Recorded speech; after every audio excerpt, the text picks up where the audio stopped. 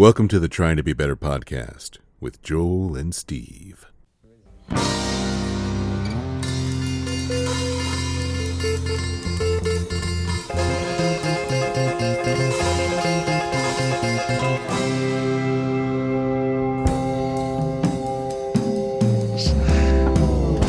All right, fine.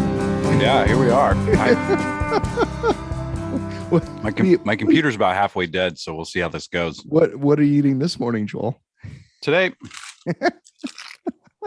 welcome to the ASMR Trying to Be Better podcast with Joel and Steve.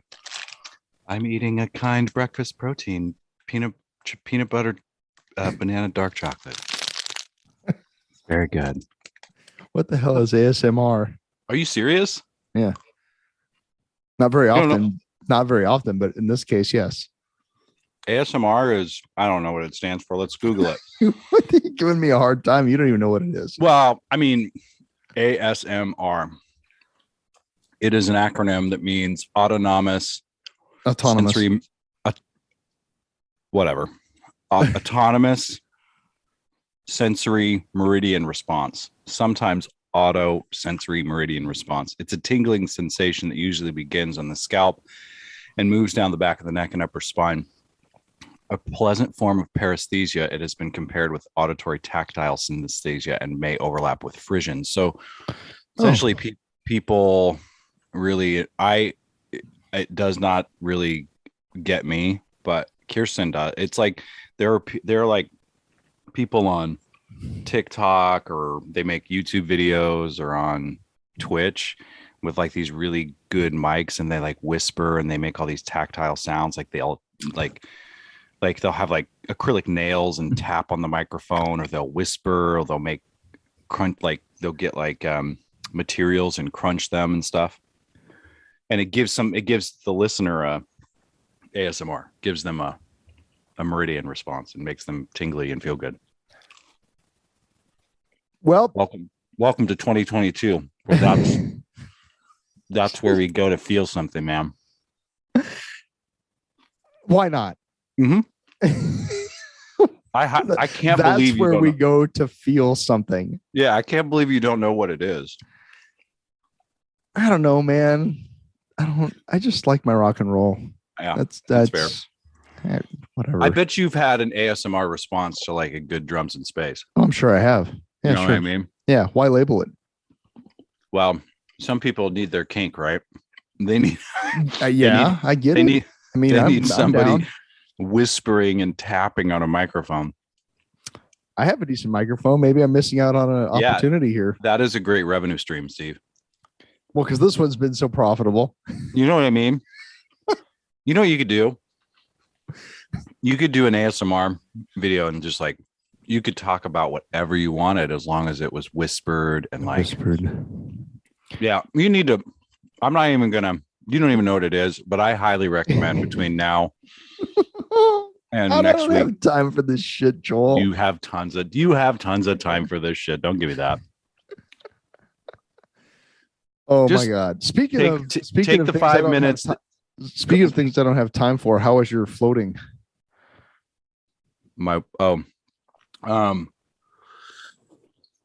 Today's podcast is brought to you by whatever coffee Joel is drinking. It's generic coffee. Sure. My floating experience was intense. Okay. For those that are wondering what that is, please describe briefly the lost in float experience. Yeah, they have sensory deprivation tanks that you can rent or check out by the hour. You pay people to sit in this enclosed tub that's dark and has no light or sound or anything, which kind of sounds like the really scary thing potentially. No, I mean it. I mean, to some people it might be. I don't think it is. It's like, so the water. I mean, they have these large tanks, and the water is really full of salt, essentially. Right. And so you're buoyant, right? It displaces, the volume that you take up, and you literally, you can just lie there on the surface of the water, essentially. And then what happens is it's like this space pod door you shut, and it's Right. completely dark, and the water is skin temperature, and it's soundproof, and you just lie there and completely devoid yourself of any sensory input besides what's going on in between your ears. Sounds terrifying. It's not. It's amazing. Like, here's the thing, like, I did that almost like, because I hadn't been in a few years because of the pandemic, but I used to go every other month or so.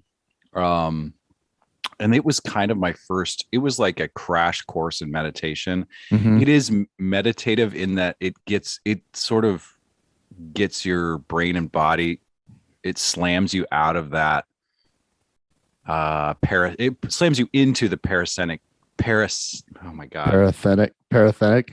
Nope. No. Parasympathetic response. There we go. So it gets you out of that fight or flight. So, but that was like kind of like, I did that before I was meditating regularly, and it was like, mind blowing. And I haven't done it in a couple of years, but I've been consistently meditating since. So the ability for my brain and body to kind of get to that point is not so shocking. Anyway, you just lie there and you just kind of let the trip take, so anyway, I was like, we didn't have a podcast last week. It's been banana. Like, I am cooked and then recooked and then refried and then buried. And then, it's just been a lot. So I'm like, you know what? I need to check out for an hour. Kirsten's out of town. I'm going to book. I just, like, on a whim, almost like begrudgingly booked the float. Cause I'm like, there's something I know that I need to just shut the world out for an hour and a half. So it was, I blissed out. I completely blissed out. I mean, yeah. One time I floated, and I think it was the time where the guy in there was like, "Hey, nobody's booked after you. Do you want to go for like 2 hours?" And I was like, "Yeah." So I was in there for 2 hours, and completely tripping out on the visuals in my mind. Went to outer space, left my body, the whole thing, and then the plan was, after I was done floating, to go across the street to Jet Splash and get my car washed. And and there's a line, right? There's a line at the car wash. And I'm like, I just was like, I was on autopilot, just go to the car wash. And I was like in the car wash and all this. And I just started crying at the absurdity of the car wash. I was like, good. Yeah. None of this matter. It was, it's like, it kind of gets you to that state where, like, I at this time the other day, I was like, I really want a big plate of nachos. So I just sat in there like a stone 13-year-old and ate a huge plate of nachos in 7 minutes and left. Beautiful. It was just it's a reset for me. It's a reset to the brain. Okay. So abrupt subject shift. Okay. It's related. Getting back to the laugh, crying in the car wash because of the absurdity of it and how it absolutely does not matter. We need to talk about everything, everywhere at the same time. Everything, everywhere, all at once. All at once. Sure. Yeah. Because that movie, that's a film. For those of you that are wondering what the hell I'm talking about, everybody needs to go see it. Just like Joel said 2 weeks ago. My first, because Holly and I just kind of had a staycation last week, which was nice. We both just didn't go to work and went and had brunch and went and saw a movie. It was great. Nice. But like there was a point in the first like 10 or 15 minutes where I knew that you had really, recommended it or whatever, gave it accolades. And so I'm like, all right, I'll stick with this. But there was a moment where I was like, this looks like a terrible Matrix ripoff. Like this looks, what the hell? And then like 3 minutes after that, it took off and I was like, okay, for the next 2 hours was just this insane. Yeah. But that movie covers basically everything. Everything, everywhere, all at once. All at once. Well, in 2 hours and 20 minutes. But I mean it's like, it's a heartfelt multiverse, but it's also that's the thing, that's because like at its core, it's like a family drama. or at its core, it's an action movie, or at its Sure. core, it's a philosophical, right? Yeah. I mean, Oh, yeah. that's the thing, is that it is all those things at once, and it is the genre that it's claiming to be in its title. You know what I mean? Like, Everything, it's not everywhere, all at once. yeah, it's all of it. It's It not is. just like, it's not like you kind of get in where you fit in with that one. Like, I like that Yeah. you called it a family drama. I didn't see it as a family drama at all. I saw it as like a metaphysical, comment on the absurdity of our existence. But other people have called it like a really beautifully messy kung fu movie, Sure. action movie. Definitely has that element. Yeah. Psychedelic trip out. Total psychedelic trip out. Mm-hmm. The everything bagel. Yeah. I was laughing. I was like, I didn't see because it was listed kind of in IMDb as like a comedy tag. Yeah. Yeah. Like, not seeing it, and then I started to see it. Yeah. Yeah. It was so funny. Yeah. And Jamie Lee Curtis, oh my God. She was so good in that. That might be my favorite role that I've ever seen her in. It was incredible. Yeah, it really is. I mean, I don't know. I want to talk about all the details of it, but I don't want to spoil it yet for people. Right. Just go into it with a completely open mind. I mean, I think everybody can find a boat to get on that one. You know what I mean? Like, everybody can find their train car on that movie. And yeah, it does kind of present. I didn't even think about the Matrix. Now that you say it, I was like, oh yeah, it does kind of start in that way. Mm-hmm. Yeah, there's where she has her prescripted reality. Mm-hmm. And then starts breaking in, and there's this, ship where the guys with the things and the head thing, and like, okay, no, we have a whole other alternate universe reality to present to you right now, but you have to do these things first. I was like, oh man. Mm-hmm. And then it clicked. Yeah. And I tried to buckle in and then gave up. Yeah. There was no point in even trying to fasten the safety belt on that one. Yeah. What's the universe with the big hands? Is that what? Oh, hot dog fingers. Hot dog. Yeah, hot dog fingers. Hot dog fingers. Right. Right. Yeah. I noted with the woman on the TV movie that was kind of playing in the background and scenes, where it's the kind of the King and I-esque dancing, that the woman in that was also one of the wrestlers in Glow. Oh, nice. Yeah. I did not know. Did you ever watch Glow? I did watch Glow. Uh-huh. Yeah. I'm sad that one canceled, but me too. I don't know where that was going to go. It could have gone anywhere. It could have got anywhere, but I don't know that they really knew. That was always that was kind of I guess the thing that kept me on the edge of my seat was like, what the hell are they going to do with this? Right. I'm watching a show called oh God, Outer Range on Prime with Josh Brolin.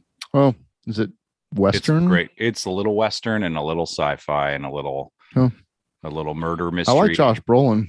Yeah, he's great. Like, he's this rancher who's had his family ranch most of his life, but he discovers on the western edge of his ranch land, there's this giant hole that goes to nothingness, like, and it's actually a rift in time and stuff. It's wild. It's like this Western kind of modern, millionaire rancher sci-fi weirdness. It's pretty cool.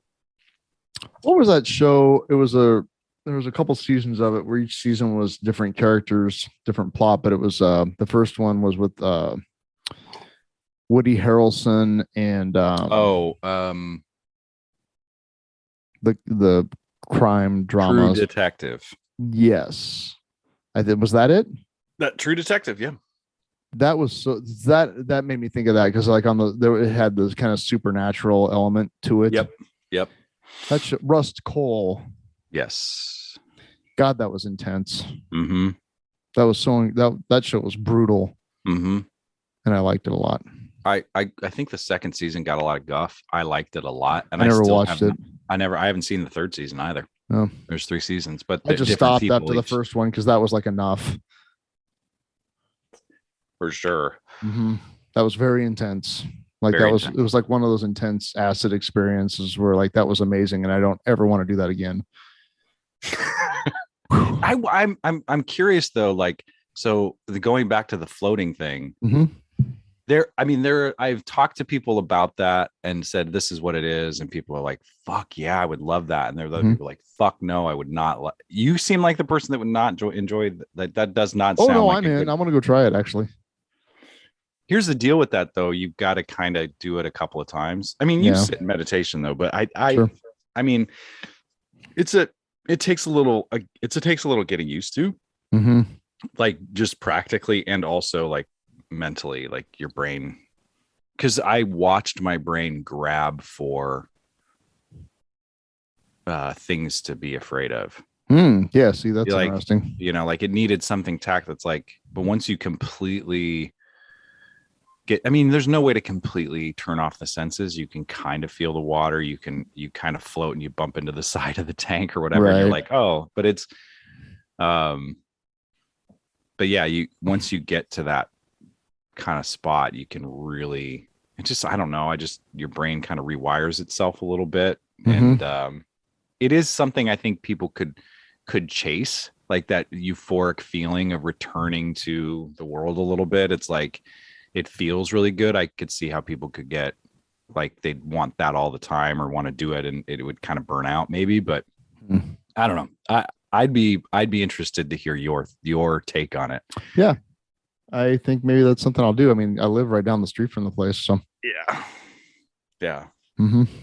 Because Kirsten thought she would hate it, but she loves it because like the whole claustrophobia potential. Right, but if you're completely sensory deprived, how do you know you're in an enclosed space? Right. And it doesn't feel that enclosed to me. Like it's not like an aliens pod, like Sigourney Weaver, and it's like, and you're just like, right, you've got a little space in there. Highly recommend. Yeah. Speaking of getting used to, I have contacts now. Oh, is this new? Yeah, it's new. About a week, 10 days in, maybe. And because of the way, this is weird, because of the way my prescription is, like my vision is, I mean, if I didn't have any correction, like I can get through life. Things are kind of blurry and it's kind of hard to read certain things, but like I can function, but it's way better with correction. I mean, I had 20/10 vision until I was 40. Oh, wow. Right. So, yeah. But anyway, so because of the way my eyes are, the prescription, it's like I need correction for both up close and in the distance. Oh. Yeah. So that's kind of complicated. Is that a bifocal thing then? Yeah. But like at work, what I found with bifocals, I spent all day looking at computer screens, and to see the screen, I did this all day long. Tilt your head up and and down at the same time. What's that? Tilt your head up and look down at exactly. the same time. Yeah, and that's no fun. So I ended up just not wearing my glasses at work, which is kind of right. Yeah. So anyway, I went for my annual whatever checkup, and I wanted to give contacts a try. So what they've done is it's called, I believe, monovision. So much, and this is funny. You'll get it sounds like something from the World's Fair in 19. Welcome to Monovision. It's the new way to look at pictures. Monovision. It's all in one space, and it smells bad too. As you ride through the orange groves of the film, you can smell the orange groves. Welcome to Monovision. Flavin. Anyway, so chickens. Okay. They have 2 eyes, one on each side Correct. of the head. Yep. One of the eyes is for seeing things up close, and one of the eyes is for seeing far, right? Sure. So like they'll tilt their head depending on what they want to see. So they've done the same thing with me. You have chicken eyes. Yes. My left eye. Oh my God. The dog heard me say chickens and now is upset. That's a whole other thing. Oh, that I can't unpack that here, man. So anyway, my left eye is fixed, is corrected to have good up close vision, and my right eye is corrected to have good distance vision. And so then what happens is your brain just kind of muxes that together. Wow. Yeah. Into monovision. Monovision. Yeah, it's really weird, and it's taken a little bit of getting used to. Do you have to close one eye or close the other eye? Like if somebody's like, "Hey, look at is that an owl in the distance?" And you have to close it. Why did you go for an owl?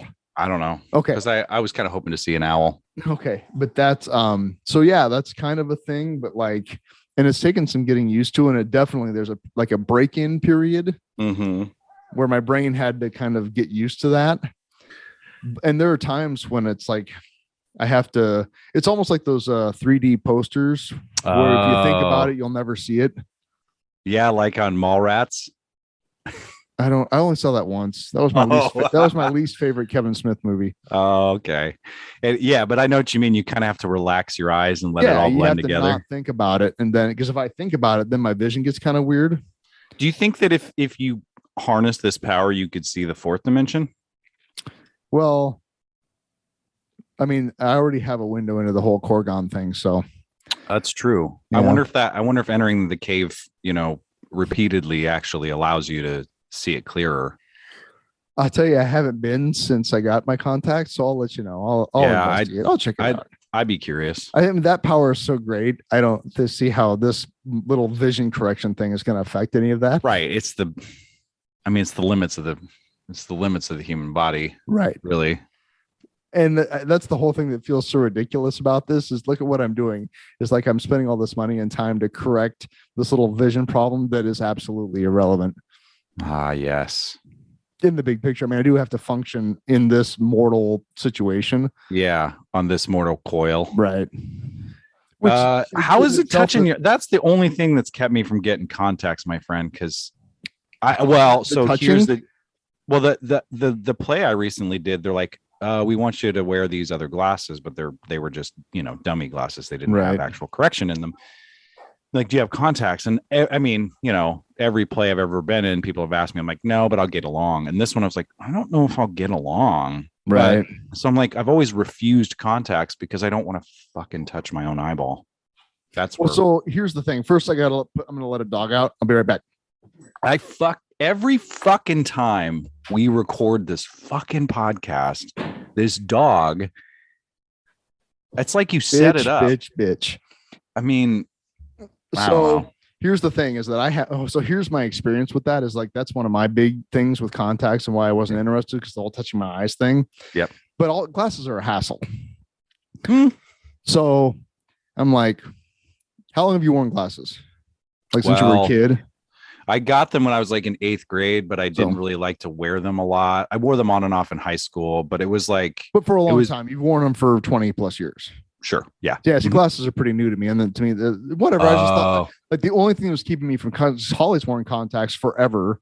And my younger daughter's had them forever, basically in her lifespan. And since she was in grade school, basically. And they're so funny. Like, you can do this. Francesca's all, Daddy, you can do this. I'm like, you can do this. Do you want me to hold your hand? Kind of. Yeah. So, so I went to go do my fitting or whatever, where they, and I swear to God, I got them in pretty easily. Did you just put my finger and boop? Yep. But then, okay, well now it's time. So then we went and did the check to see if they're working, and they were. So then we go back to where we tried to take them out. And the right one took me a few minutes because there's a, there's a technique. There's a few techniques. I could not get the left one out. Oh, wow. I dug in my eye for 20 minutes. It's all red and inflamed. And I'm like, this is literally my worst nightmare coming true right now. This is the whole reason why I haven't done contacts. Yeah. And like in the middle, like I somehow managed to like fold it over and it kind of got stuck up in my eyelid. Oh God. No. And I'm like, I'm out. And then the nice lady that was helping me, she's like, I'm going to go get the doctor. Oh God. And I'm like, okay, fine. I'll just be here dying, Yeah. And, while she was gone, one of the other people, like I managed to get it out. And I'm like, I don't know, man. This is like, that sucked. Yeah. My eyes all just inflamed and really angry at me because I'm digging her, And so I thought, that was time, whatever, I'll try it again. So, but like I had the hardest time getting them out. I get them in really easy, but getting them out, I'm like, I don't know if I can do this. Like, it sucks. And I finally asked, the third night, I asked Holly, she's like, I don't understand I just pull it out. And I'm like, well, good for you.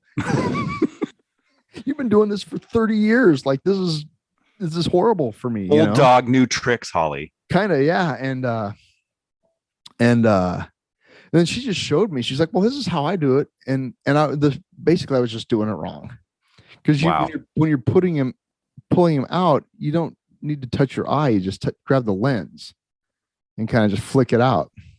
This is reinforcing my refusal to get contacts. But it's getting better. Like, because when they're in, which is the vast majority of the time. I mean, it's putting them in and taking them out of the percentage of the day that, I'm conscious is a very small percentage, and it's getting smaller because now I'm getting them pretty quickly. And the benefit of that is, it's really nice just not have to deal with glasses. And like, my field of vision is not just through the glasses. Oh, I see what you mean. And so like, that is pretty awesome. Like, I like it. It's not perfect. Kind of like glasses aren't perfect. There's kind of a different set of kind of weirdness around it, but it's, so far, overall, believe me, I had I was not okay in the office. Like this sucks. That whole thing sounds like that would be me, you like throwing a clipboard and stomping out and then having to make an amends like 3 hours later, right, after I talked to Kemper and my therapist. Right. That's what that sounds like. I had that moment. I walked through that process in my head as the lens was folded over and stuck up. I had that moment a few years ago as a fully grown adult at a dentist's office. So, I mean, it's possible that I would lose my shit like that. Like, I can't do this and I'm embarrassed and I'm out and screw this. And I'm, and then I have to go make amends to the, nice and to the nice people that work at the optometry clinic and then talk to them, unpack my trauma. I mean? I was able to keep it together. They could see that I was frustrated, but they all understood why I was frustrated because I made it very clear, like, I don't like any of this, but I want to give it a try. Like, yeah, no problem. We get it all the time. We're good. And I could tell that like 20 minutes in, they were kind of like, I'm not sure what to do. He's going to snap. I'm not sure what to do here because this is crossed the line of usually takes like 5-10 minutes and we're at 20 now. And this guy's eye is the color. Call the doctor. The guy's eye is the color of a Nebraska football game. Like, it's just. Oh wow! It wasn't great. Yeah, I didn't cry or yell or anything, but I was like, "This is probably a deal breaker." Yeah, dude, I'm super impressed that you didn't I would have thrown a hissy fit. I think in my worst self. You know what I mean? I mean, there was a point where I was like, "Okay, this isn't working. We need Plan D." Because they were trying, well, there are some other methods. And I'm like, whatever, just tell me. I want this thing out of my eye now. See, my instinct is to say things to myself like, they're going to have to remove your eyeball. Oh, I didn't go that far. No, I knew it wasn't going to come to that. See, that's where I go. They kind of reassured me, like it's not the way your eye and the socket and everything is built. Like, it's not going to go up into your cranium. It's just going to kind of stuck up there a little bit, It's going to attach to your frontal lobe. Yeah. You're going to drool a little bit and you're going to walk with a limp. You'll walk you'll have to drag the foot a little bit, but but on the plus side, you will have excellent 5G reception. Yeah. And you'll say everybody's names backwards, but perfectly for the rest of your life. So it's a mix. Well, I'm impressed, man. Thanks. I don't know. I mean, I know that we may have lost some people on this episode thus far, but I think there's some spiritual fucking significance to this because I'm like this episode is different than any other episode. That's true. They all of our listeners they're just lapping it up because we had to skip last week. You know what I mean? Well, I was a little worried about that, but then I looked at the market research and our analytics, and nobody cares. So Nobody cares. I mean, Jack and Dave, they'll pick up where we left off. My friend Dave Nell, who is an avid listener. Oh, really? And we have an avid listener? We have an avid listener in I know we have some Dave regular Nell, listeners. He lives in Utah now, but he's actually back in Lincoln. And this week has been so nuts with the show that he was like, "Hey, I'd love to be on the podcast." I mean, Dave would be a great guest to have on the podcast. We have to get him on. Hi, Dave. We have 2 Daves now. Yeah, Dave Nell. But if and I have such profound respect for Dave Nell. If he thinks I'm doing something good, I'll just keep doing it.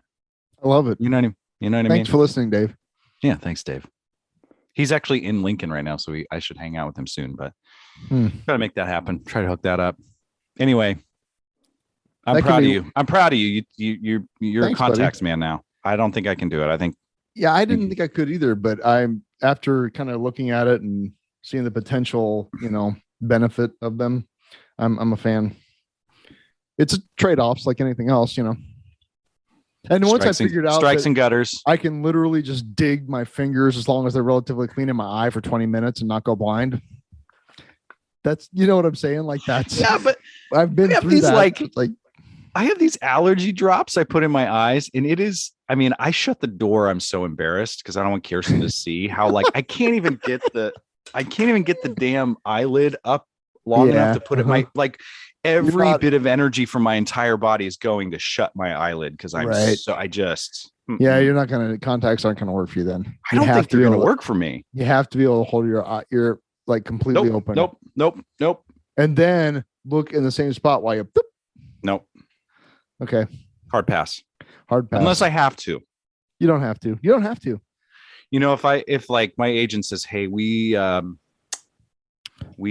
a role for you," and it's like Ethan Hawke, you're gonna play opposite Ethan Hawke and Margot Robbie and Meryl Streep and Josh Brolin. I'll get contacts. I'll do it. Sure. Okay. I'll hire somebody to shove that shit in my eye. There you go. But until then, that was quite the actor list there. Margot Robbie.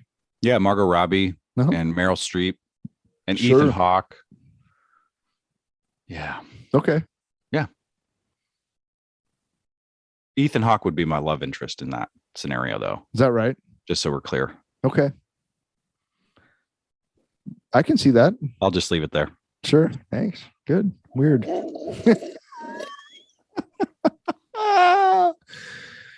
Monovision. This film brought to you by Monovision. The new wave in cinematic experience. I'm so fucking toast at this. I gotta go. Like, we're recording this an hour earlier than normal because I gotta go back to work today and strike the set and do a fucking banquet with the students. Sounds awful. It's not awful. It's just I just Sunday. don't wanna. Yeah, I understand. I just haven't had I always go back to something Brandon used to say. He was like, I get pissed off because I think I deserve couch time. And I'm like, I remember saying, fuck you. And now I'm like, I fucking deserve couch time. It's not that you deserve couch time. It's that self-care is a thing. See that. Thank you. Mm-hmm. It is. And I have, here's the reality is that I've been like nonstop, no day off going for like 3 or 4 weeks straight. And, I think the tools that I've learned in a lot of different circles has kept me from really losing my mind. Like, I got a little spicy with some students the other night and we made that right and everything's fine. And I talked to my therapist. I mean, I have all these tools, but like walking through that stuff without those tools, I would be in a van down by the river by this point. Like, for real. And I'm just so cooked. Like, I'm cooked, recooked, fried, and yeah.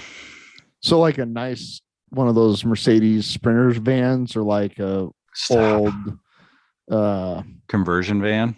Yeah, like I'm Were they picturing gonna like Pegasus? 1973 with the orange with brown decals on it, and Well, I don't know if it was a nice conversion van with like a Pegasus airbrushed on the side, maybe. like the van from Onward. Yeah, exactly. Mm-hmm. No, a Sprinter van, but that's a bullshit too. Because like I've been really fantasizing about sell the house, buy a RV or Sprinter van, and just Mm-hmm. live on the road. Mm-hmm. I think Kirsten and I we'd get annoyed with each other about 2 weeks in, maybe not annoyed with each other, but like, what are we going to do? Like, this is not a vacation. Oh my God, this is our life. now Like the reality of that. Yeah, this is now our life, and I kind of really need to go. I would like to go take a shit in a real bathroom. Yeah. I kind of like to go down to the basement that doesn't exist and just kind of play video games for an hour. Yeah. Yeah. Mm-hmm. It's that craving. Yeah. Yeah. I don't know. I don't know either. I was thinking, imagine if we actually had to work for a living, like it's like a factory job or something. Oh, yeah. No, I'm not saying that what we do doesn't require effort and thought and time and consideration, because it does for sure. Yeah. And, dealing with people and situations, I mean, it can be very stressful, but like working, being like an Appalachian coal miner or something like that, where like that's your option. Your dad's dad did it. Your dad did it. They both died from emphysema at 38, and you're going to die from emphysema at 40 because now we have health care. I think I've got the black lung, Pop. Right. Yeah. I mean, that's what I not that that's a reason to be grateful for what we do, but I know, but it's horrible or like. But you can't stay grateful on other people's. I'm aware of that, but like we are, of all of the people on this planet. Yeah. We really got it pretty good. I don't know, man. You don't think so? What's the option? I do have it. I have it very good, but that doesn't the option would be to be independently wealthy. Yeah. And to sit on the beach, complaining about the state of the nation. Yeah, right. It's not that just because, I mean, that's the other thing too. It's like, well, okay, I could work at, like where I'm from, BD's in Columbus. It's just a factory job churning out medical supplies or whatever. Right. And that comes with a certain amount of shitty exploitation, right? But you can clock in, make the widgets, clock out. Yeah. Mm-hmm. This requires a certain, it's like there is an upside to that, but there's also a downside to that. I'm not comparing. I mean, comparison is the thief of joy. And I don't want to compare my insides to anyone's outsides. Right. But there's some days, the idea that like I could just punch in and, do the thing. Press the, make sure the sheet of metal is on the right spot and the thing comes down and cuts it and I move it along. I know they have robots for that now, but you know what I mean? Like I just punch in, get on the assembly line, put in my headphones and go. Yep. And then clock out. Mm-hmm. There's a certain, I don't know. Well, that's one of my first IT jobs. I worked supporting this gargantuan construction company. If it involves concrete in southeast Nebraska, this company was involved in it somehow. But we were out at one of the cinder block factories, me and my boss, where they make cinder blocks. Mm-hmm. And that's this amazing mechanical ballet. Yeah. That from taking the raw aggregate to make concrete, that all happens automatically. It all gets poured into these molds automatically. The molds get rolled. These giant racks of cinder block molds get rolled into these. They're basically ovens, but they're not very hot. The blocks just sitting there for quite a while, days, and cure, and then they automatically roll out, and they're automatically taken out of the racks, and they're automatically palletized. Right? It's all automatic for the most part. I mean, but there's people kind of monitoring the boards, kind of like Homer Simpson looking at the board of lights. Yeah. But there's one guy in between where the finished blocks come out of the kiln and are coming down this conveyor belt so that they can go to the automatic palletizing thing, where he literally, because it's the one thing computers can't do, is identify like a deformed block. Oh yeah. So there's one guy standing in the middle of this conveyor belt, and he just, when a block comes by that's deformed, he just pulls out the belt, throws it in a bucket.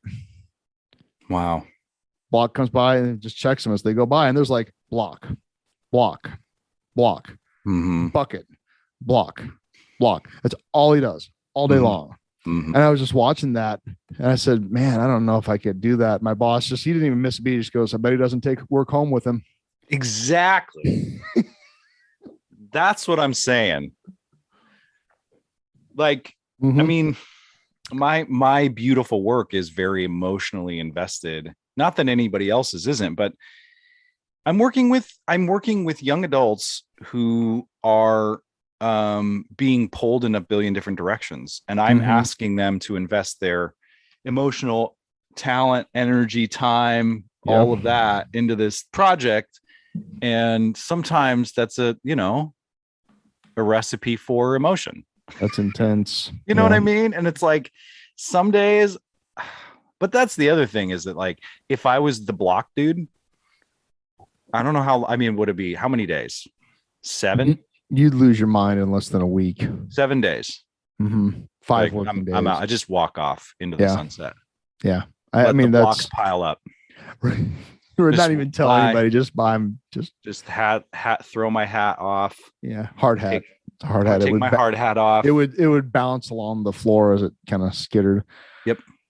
Take my boots and throw them behind me. I'd keep the boots just because sometimes All right. So take the pants off and keep the boots. Whatever. I'd just throw the hat. Would it go? Would it be like a slow motion hat? Like, depending on the music that was going with it, what part of the was it? What would be the music underneath? I don't know. It depends on what part of the movie it is. I think it'd be the end. You think like it'd be like the Goodwill Hunting thing where they go to pick Will up and he's just not there. He's just not there. Yeah. He's just not there, and Ben Affleck lights a cigarette and just looks off into the Casey morning. Affleck gets into the front seat. Yep, and they just keep doing their thing. Yeah, I was thinking also it's kind of like a Breakfast Club, like raised fist in the air. Yeah, don't you forget about me, right? After my 4 days, my 4 days in a manual labor job, don't you forget about me. Because I could see it being the beginning of the movie where it just starts where it's like panning over the factory, and it kind of zooms in on the guy who literally just kind of shows it on his face, and he just says, "Fuck this," takes his hat off and walks away, and that's how it starts. Fuck this! I'm going back to academia, and it's the long, and then there's a montage of like he goes training. Home and has to face his wife, who's like, "Why aren't you at work?" He's like, "Nah, I decided not to. I just left," and she's like, "Well, you left the other tenure track position job." I know, honey, I'm trying to figure it out.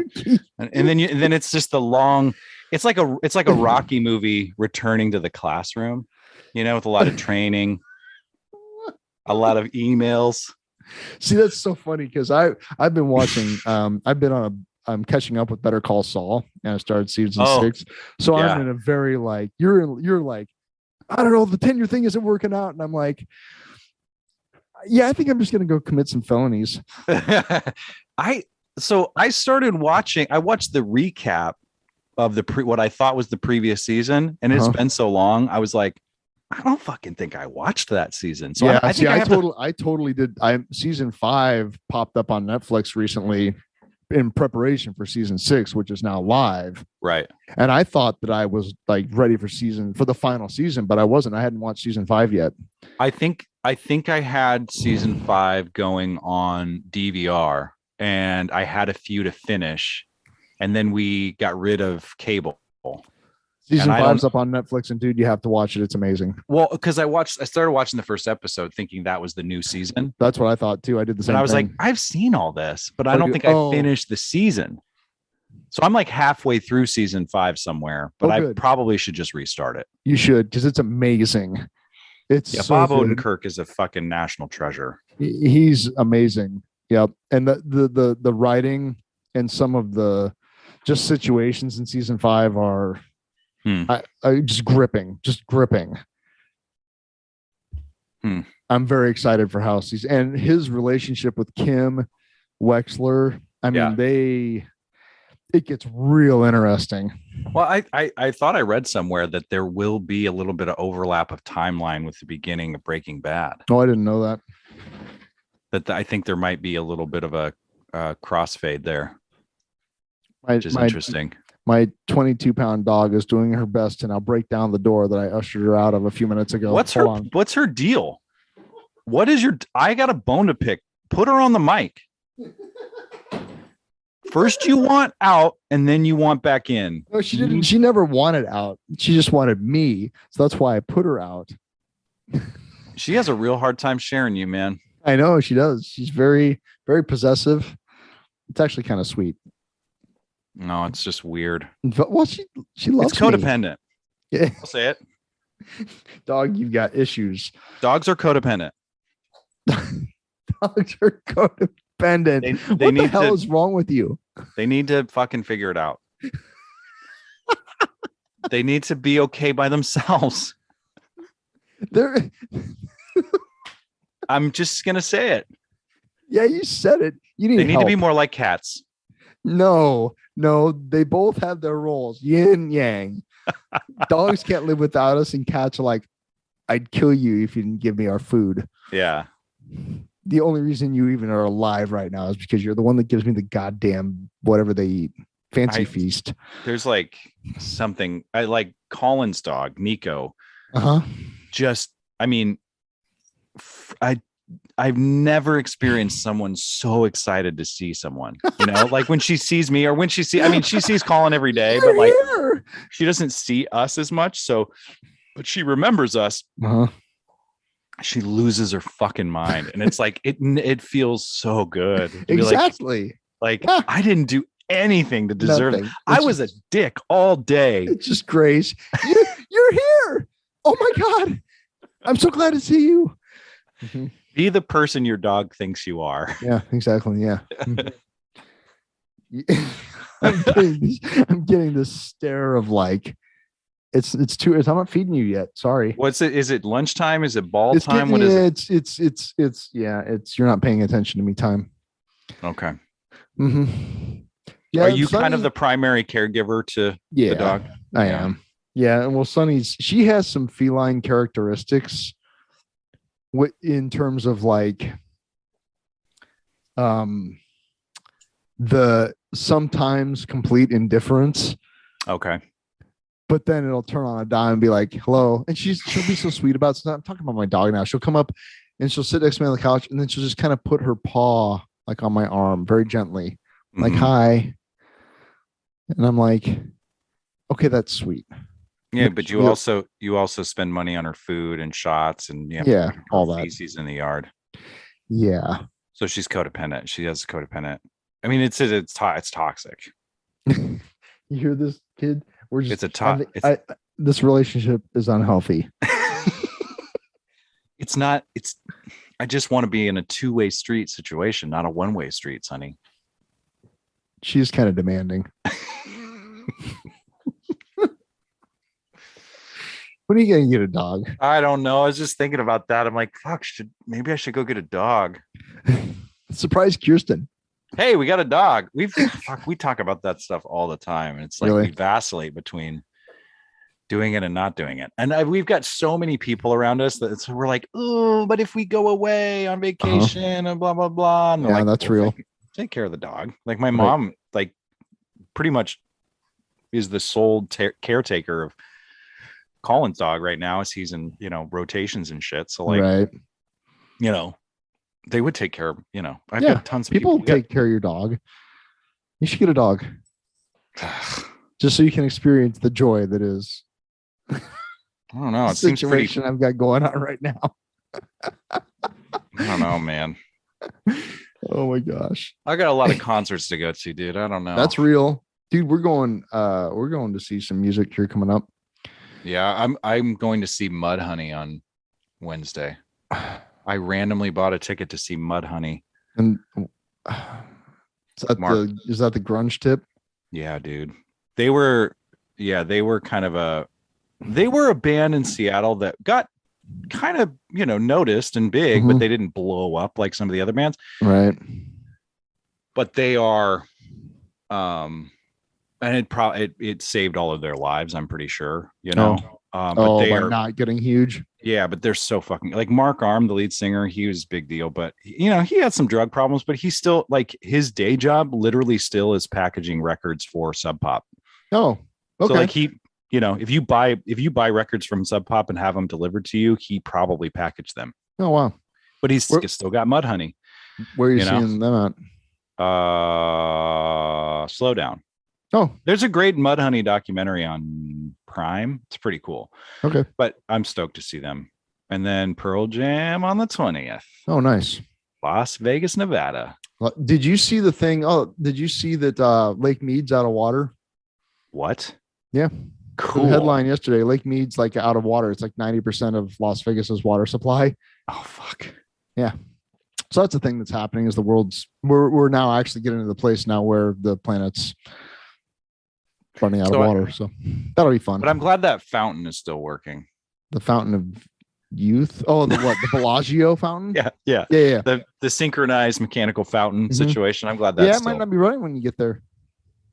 That's interesting. Yeah, because Vegas is in the middle of a desert. So yeah. Mm-hmm.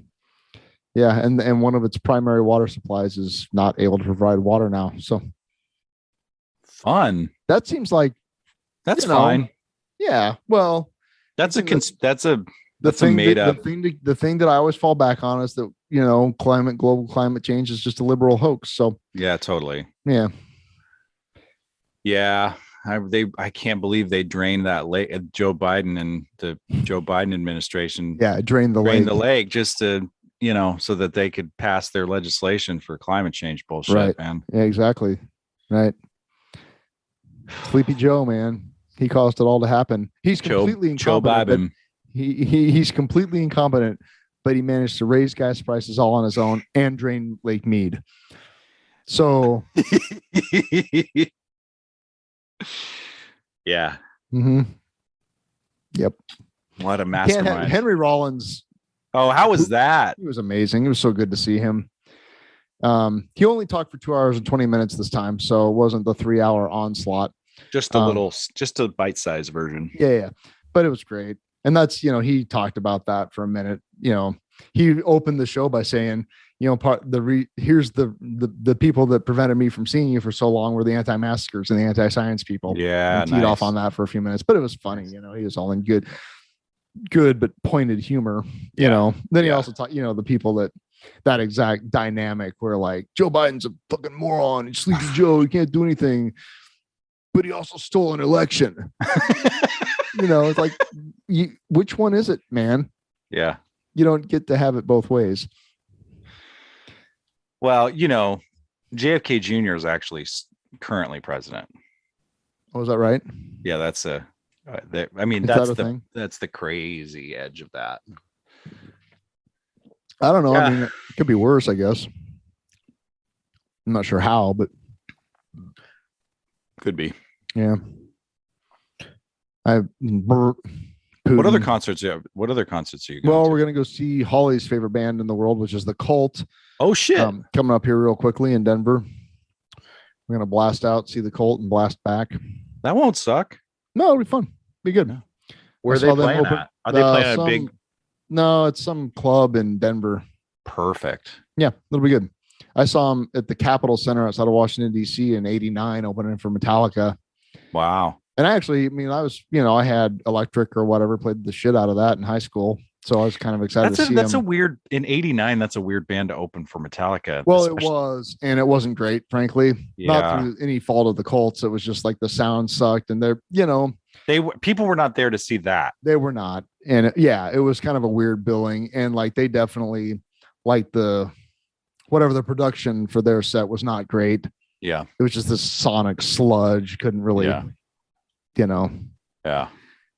Like you vaguely, you just couldn't hear it. It was kind of crap, actually. Yeah. Which again wasn't the band's fault. It just kind of was the way it was. I was kind of excited to see him and kind of bummed at how I was kind of mad for the band, Right. I was frustrated for them. Yep. Whatever. So yeah, that'll be cool. That was 33 years ago. Wow. Dude. So yeah, anyway, that's gonna be good. And then we got tickets to go see the Dead in Boulder. I think I'm going to do that. Oh yeah. Yeah, because I have tickets to see Bon Iver at Pinewood Bowl, but I think Kirsten's we're gonna miracle somebody into that show, and then I'm gonna go to the Dead. Nice. I think that's the right decision. Well, you know, I don't like Bon Iver, and not that I don't like going to concerts with my wife. I'm just right. like, I think that's to see that one more time. I think is a good idea. Might like to take that ride again. I might like to. Yeah. Mm-hmm. Yeah, that'll be fun. And I think Darren Keen's actually in town those same dates. I think he's playing in Boulder. For the Boulder shows? Yeah, I think so. 17th. Oh. So the after parties with Darren Could be Darren Keen, yeah. Oh, that'll be right on. I know. You gotta see how I feel about all that. But yeah, that'll be an option. Mm-hmm. You are over the pug line. Oh my God. You need to leave the dog. I'm sorry, Sunny. I'm gonna have to put you out on the curb. It's not me, it's Joel. I'm sorry. One of you can stay, one of you's gonna have to go. This relationship isn't big enough for the three of us. That's right. This podcast is going places, baby. You're just dragging me down. That's right, kid. I'm sorry. I know. I wish that we were a video podcast just for this moment. It looks like, I can't see the dog. It looks like you're rubbing your leg. I was rubbing the dog's head. I'll believe it, I guess. Yeah. Why would I be rubbing my leg? I don't know. I don't kink shame. Whatever. Freak. All right. Well, did we do it? I think we did it. I gotta all right. I gotta go work. Gotta go do your work thing. I gotta go cut the widgets. Go cut the widgets. All right. Well, toot your hooter. Toot your hooter. I love you. Love you too. I'll see you sometime. See you around if you don't turn square. Oh my God. Wake up, little Susie, wake up. Wake up, little Susie, wake up. We both felt wasn't so hot. We didn't have much of a plot. We fell asleep, our gooses cooked, our reputation is shot. Wake up, little Susie, wake up, little Susie. Well, what are you gonna tell your mom? What are you gonna tell your pop? What are you gonna tell your friends when they say, ooh la la, wake up, little Susie, wake up, little Susie. Well, I told your mama that you'd be in back town. Well, now, Susie, baby, looks like we goofed again. Wake up, little Susie, wake up, little Susie. We gotta go home. Wake up, little Susie, wake up. Wake up, little Susie, wake up. We both fell sound asleep. Wake up, little Susie, and weep. The movie's over, it's 4 o'clock and we're in trouble deep. Wake up, little Susie, wake up, little Susie. Well, what are you gonna tell your mama? What are you gonna tell your papa? What are we gonna tell our friends when they say, ooh la la, wake up, little Susie, wake up, little Susie. Well, I told your mama that you'd be in back town. Well, now, Susie, baby, looks like we goofed again. Wake up, little Susie, wake up, little Susie. We gotta go home. Wake up, little Susie, wake up. Wake up, little Susie, wake up. Movie wasn't so hot, it didn't have much of a plot. We fell asleep, our gooses cooked, our reputation is shot. Wake up, little Susie, wake up, little Susie. We gotta go home.